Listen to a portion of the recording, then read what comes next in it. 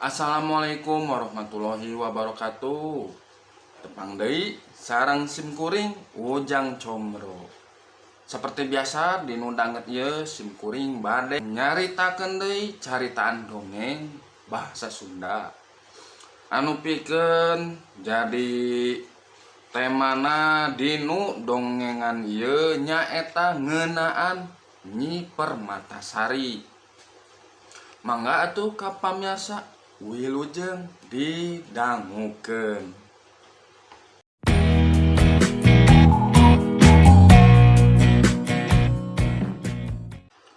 Tepikeun ka zaman Pajajaran akhir nyaeta tahun 1578 Masehi. Candi Purnahyang masih keneh aya ngan bae saluyu jeung mekarna agama Islam. Komara Candi Purnahyang beuki dieu beuki rep-repan. Ngan bae dina tahun 1580 Masehi ieu candi parem pisan. Kajadianana sanggeus ditarajang ku pasukan Islam ti Cirebon anu dibantuan ku Karajaan Demak. Harita Nyi Permatasari geus aya umuran. Pon kitu deui wastu parahyang. Malah ari aki reog cakentring mah bisa disebutkeun ukur keur nunggu dawuh. Tapi mungguh umur saha anu bisa ngatur. Pajah anu leuwih kolot bakal leuwih ti heula maot. Henteu kitu. Dina geder peterna aweuhan Islam. Pangaruhna tepi ka wewengkon Bojong Emas. Di eta tempat geus eueuh latihan militer Pajajaran deui. Pon kitu deui kamasan tempat industri. Geus lawas henteu kabejakeun. Sanajan cek beja ti masyarakat tepi ka tahun 1873 Masehi mah sesa-sesana masih keneh aya. Dina tahun 1580 ka sisi Citarum datang pasukan ti Demak. Nu mingpina katelahna Raden Purwadijaya. Maranehna yang ti Cirebon datangna ka sisi Citarum. Urang Pajajaran aya keneh nu muhit agama heubeul. Cig ka ituh elingan lelemuk ku basa anu geunah kadengena. Ngan lamun keukeuh wangkelang kudu ditindak tandes, cek parentah ti Demak. Raden Purwadijaya mawa pasukan perjurit samagreng ku rupa-rupa pakarang da bisi aya bancang pakawuh. Datang ka sisi Citarum wayah peuting. Ngan ku sabab caang bulan walungan teh kabireungeuh lega kacida. Mangkaning ari parahu teu manggih. Itu ditebeh wetan geuning celak-celak aya pilemburan leutik. Cing kaditu heula teang sugan aya penduduk anu bisa dipentaan tulung, cek Raden Purwadijaya. Rigidik sabubuhan prajurit Demak muru pilemburan leutik. Nya bae loba imah ngan ancal-ancalan teu gegeg-gegeg teuing. Datang ka pilemburan imah-imahna narutup malah paroek jiga eueuh pangeusina. Prajurit Demak curiga naha arindit kamarana padumukna. Panasaran nya diubeg ka jero leuweung. Tetela maranehna keur nyarumput di dinya. Kunaon make nyumput, cek prajurit. Bari rawah riwih salah saurang cawene nyarita cenah sieun dipaehan ku urang Islam. Gagabah Cek saha eta? Prajurit Demak ambek kasigeng. Daradad penduduk nyaritayen kadenge geger peperangan Pajajaran ngalawan tentara Islam.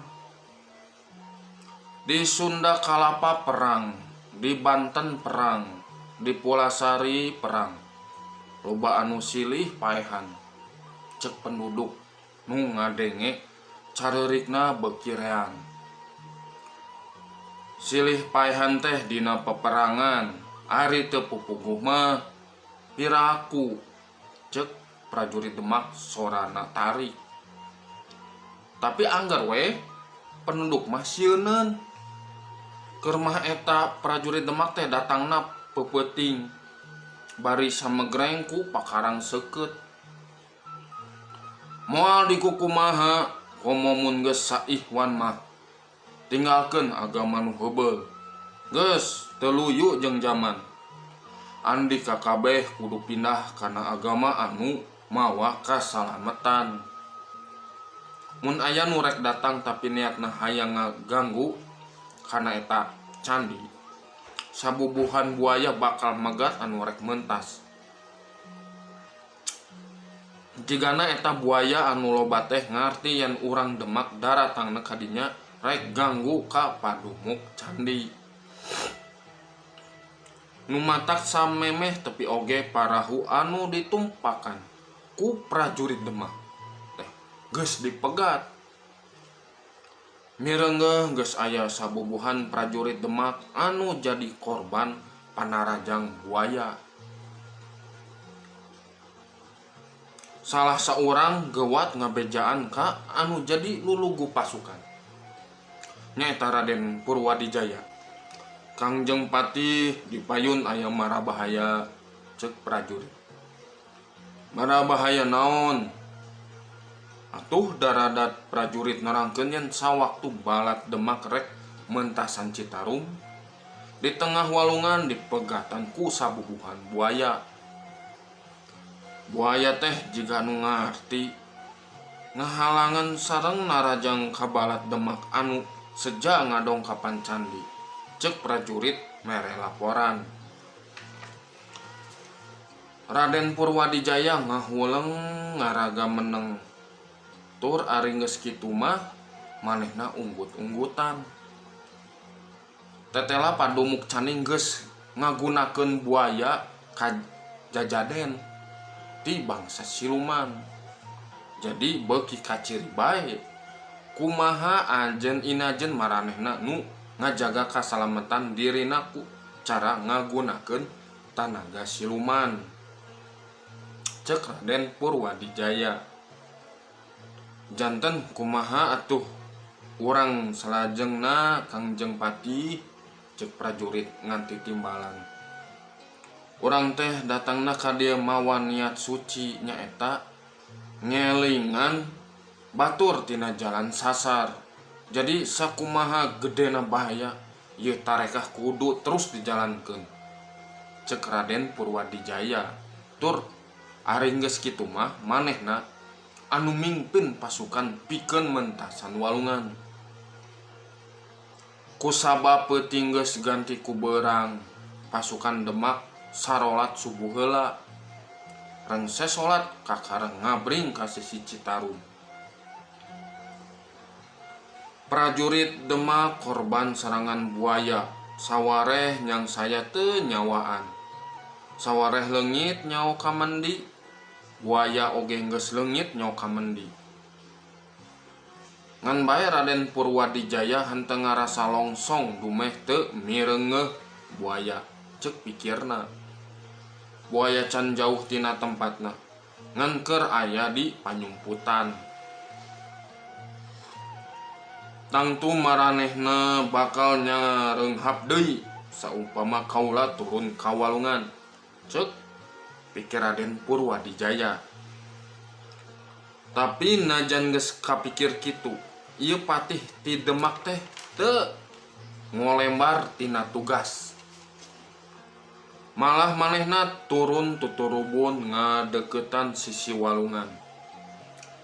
Kade jeung Patih ulah gagabah Buaya teh garangas pisan, cek anak buahna mepelingan. Raden Purwadijaya unggek tanda ngarti karena pangwadi para prajuritna. Najan kitu manehna teh terus we laju. Ngan bae samemeh sukuna ancruk kana cai. Ngan gorobas bae aya buaya tina rungkun. Bari ngagorobas teh bari ngajleng ngarah kana awak Raden Purwadijaya. Anu ditarajang kageteun. Sajongjongan mah ngan kusabab eueuh waktu jang ngincet. Atuh buaya anu keur ngajleng teh geuwat dipapag ku tenggelan. Geuning lain tenggelan jore-jore sabab tina dampaleungeunna kabireungeuh aya cahaya ngajorelat jiga buricak gelap. Bareng jeung eta kadenge sora ngegeleger. Awak buaya ngacleng ka tukang, terus ngakujubar kana beungeut cai. Bangkena ngambang ka bawah palid. Hate Raden Purwadijaya can ngarasa longsong. Ari sababna di saban juru rungkun geus jlung-jleng deui sabubuhan buaya. Kabehanana narajang ka awak Raden Purwadijaya. Atuh ari geus kitu mah papatih ti Demak teh mimiti ngarasa riweuh. Manehna kudu ngayonan buaya anu jol ti kenca jeung ti katuhu.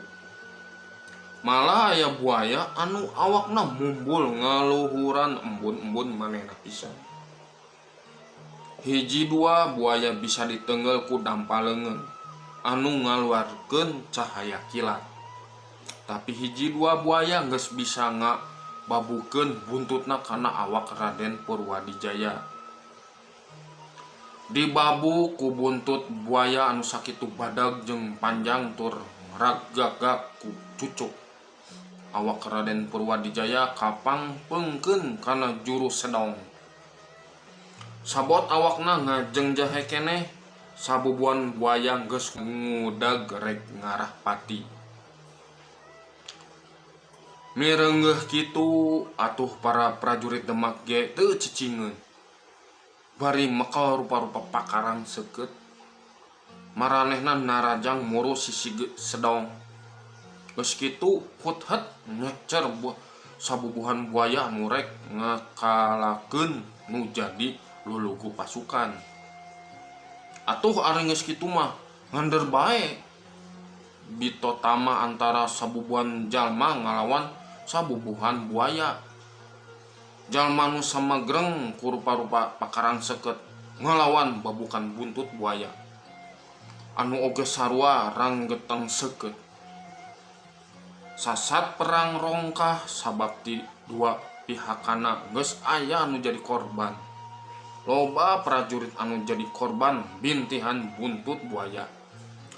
Tapi oge loba buaya anu perlaya dicacag ku rupa-rupa pakarang seukeut. Malah kusabab ari manusia mah loba akalna. Pamustunganana sabubuhan buaya perlaya kabeh. Bangkena sawareh ngangkleng ka bawah cai, sawareh deui tinggal loler di sisi cai. Tong diangklengkeun kabeh, sawareh mah bangkena dipake keur meuntas ka tebeh ditu, cek Raden Purwadijaya.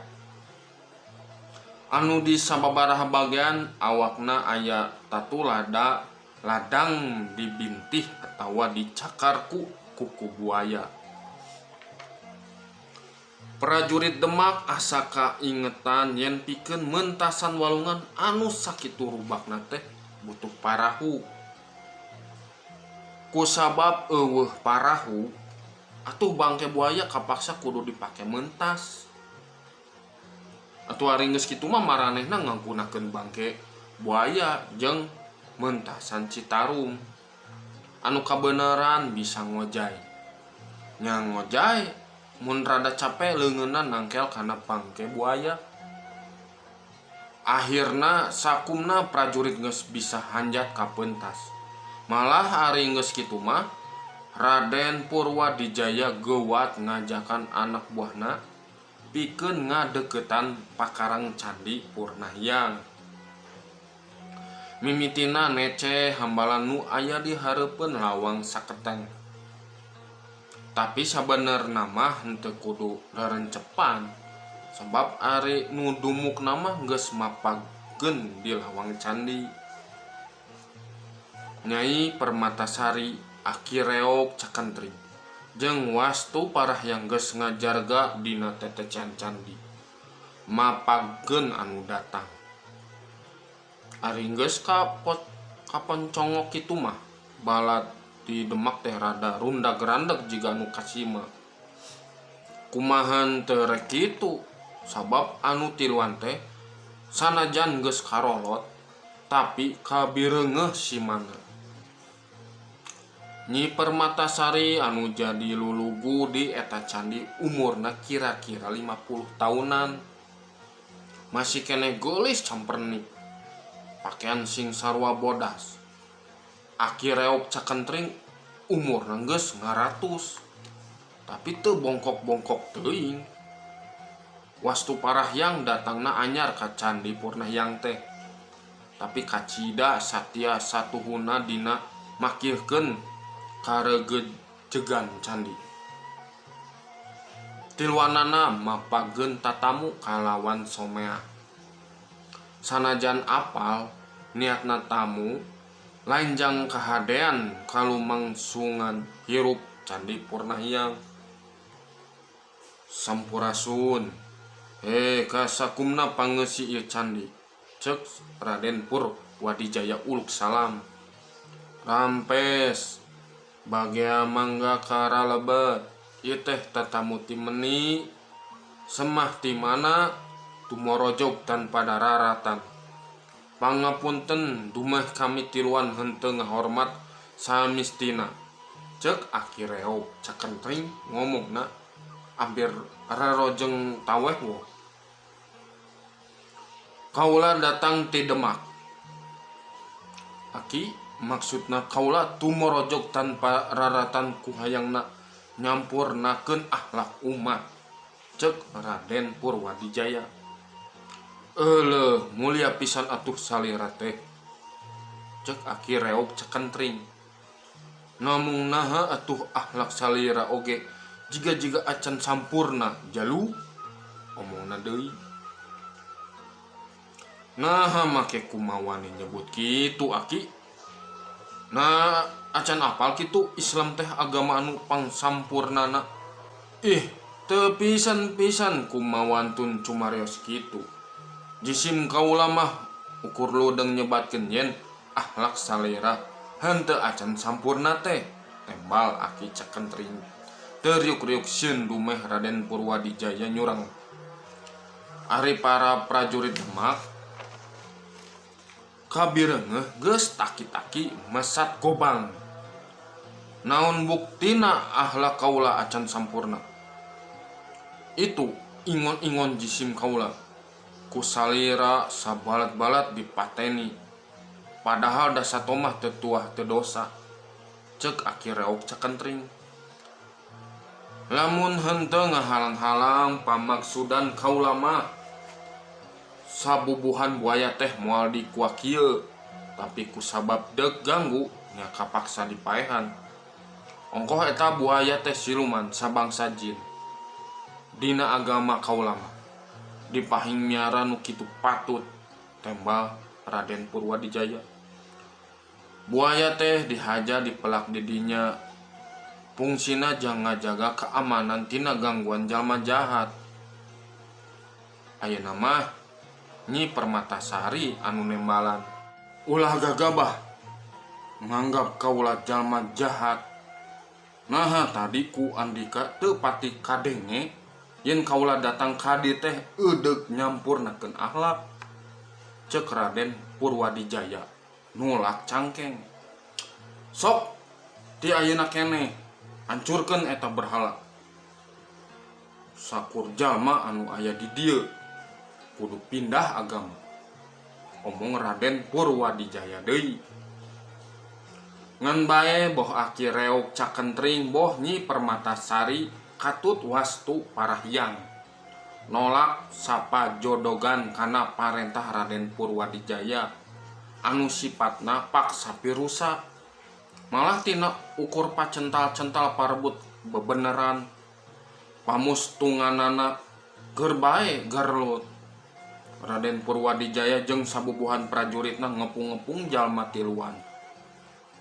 Ngan bae dina bitotamana nu tiluan teh sakitu kesitna ulin jurus.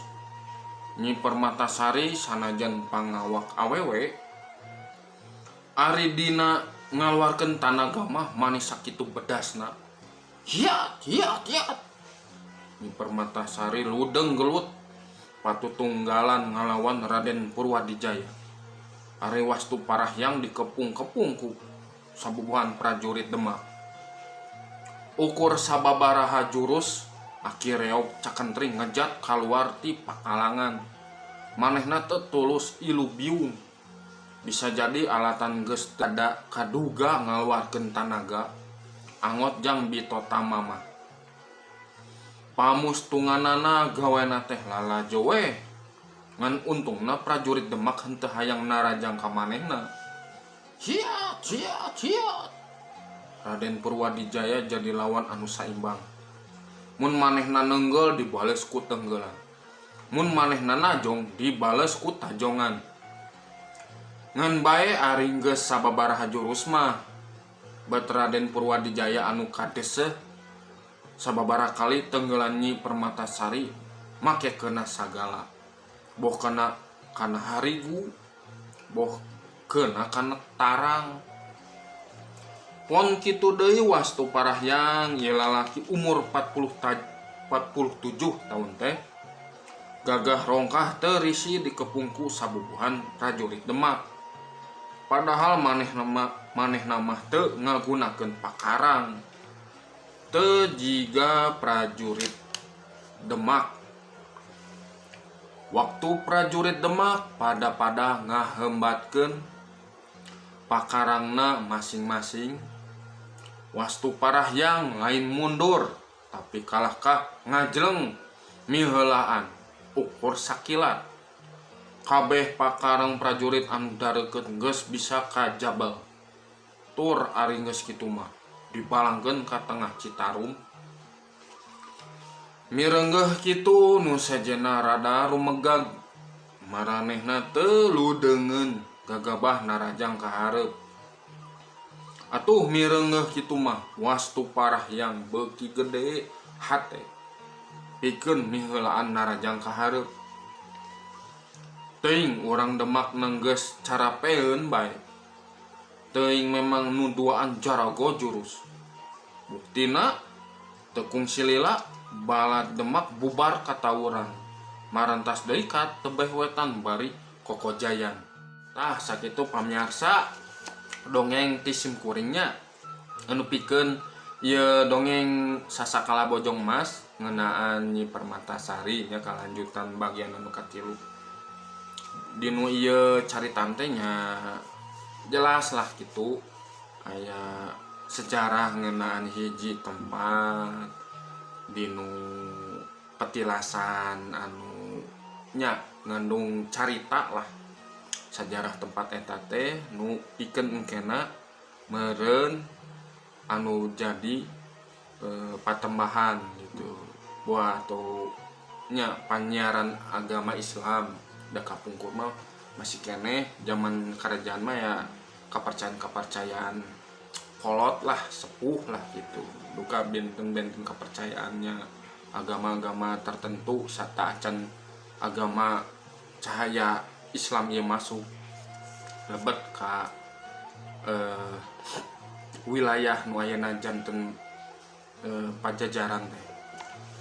Seru sih ieu dongeng teh nya panjang gitu. Abdi macakeuna deui ieu bahasana rada-rada kumanya gitu. Abdi bade ngecapkeun tapi da ieu kata-katana teh dikutip-kutip gitu kan. Janten bahasa Sundana nya bagus, sae pisan ngan abdi sesah ngecapkeun nya kedah dilatih. Tapi dah enak ya. Insyaallah lah tiasa ngahibur kabaraya nya. Kitu we atuhnya pamirsa abdi bade lungsur langsar bade. Mugi tiasa ngahibur sareng aya mangpaatna dinu ieu carita dongeng sasakala Bojong Mas teh. Mugi mangpaat kanu ilmu lah, terutama ilmu pendidikan, terutama budaya Sunda. Mangga tuh ka pamiarsanya abdi pamit lah. Pamit mundur. Wassalamualaikum warahmatullahi wabarakatuh.